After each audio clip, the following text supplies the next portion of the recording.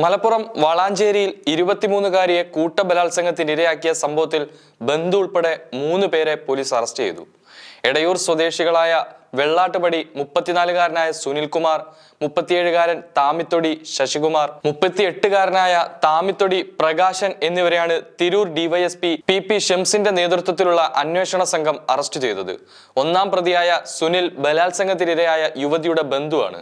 ഈ മാസം 16-നാണ് കേസിന് ആസ്പദമായ സംഭവം നടന്നത്. മാതാവിന്റെ അമ്മയുടെ വീട്ടിലാണ് യുവതിക്ക് നേരെ ആക്രമണം ഉണ്ടായത്. യുവതിയുടെ മാതാപിതാക്കളുടെ വിയോഗത്തെ തുടർന്ന് അമ്മുമ്മയോടൊപ്പം എടയൂരിലെ വീട്ടിലാണ് യുവതി താമസിച്ചിരുന്നത്. 16-ാം തീയതി രാത്രി 11 മണിയോടെ മദ്യപിച്ച് വീട്ടിൽ അതിക്രമിച്ച് കയറിയ പ്രതികൾ യുവതിയെ കൂട്ടബലാത്സംഗത്തിനിരയാക്കുകയായിരുന്നു.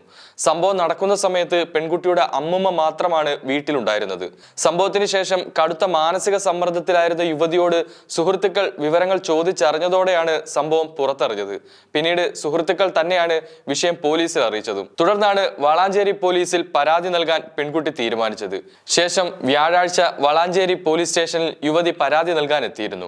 എന്നാൽ പോലീസ് സ്റ്റേഷനിൽ വെച്ച് യുവതിക്ക് അപസ്മാരം ഉണ്ടായതിനെ തുടർന്ന് ആശുപത്രിയിൽ പ്രവേശിപ്പിക്കുകയായിരുന്നു. പെൺകുട്ടിയുടെ ആരോഗ്യനില ഇപ്പോഴും പൂർണ്ണമായും ഭേദമായിട്ടില്ല എന്നാണ് അറിയാൻ കഴിയുന്നത്. പരാതിക്ക് തൊട്ടു പിന്നാലെ തന്നെ പോലീസ് അന്വേഷണം വളരെ ഊർജിതമാക്കിയിരുന്നു.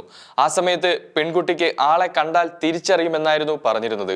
പിന്നീടുള്ള അന്വേഷണത്തിലാണ് ബന്ധു കൂടിയായ 1-ാം പ്രതി സുനിൽകുമാറും സുഹൃത്തുക്കളും കൂടി പെൺകുട്ടിയെ കൂട്ടബലാത്സംഗത്തിന് ഇരയാക്കിയതെന്ന് കണ്ടെത്തിയത്. ബന്ധു ആയതുകൊണ്ട് തന്നെ പെൺകുട്ടിയുടെ അച്ഛനും അമ്മയും മരിച്ചതും വീട്ടിൽ അമ്മുമ്മ മാത്രമേ ഉള്ളൂ എന്നും ഇയാൾക്ക് കൃത്യമായ ധാരണയുണ്ടായിരുന്നു. തുടർന്നാണ് ഞായറാഴ്ച പ്രതികൾ ഈ കുറ്റകൃത്യം നടത്തിയത്.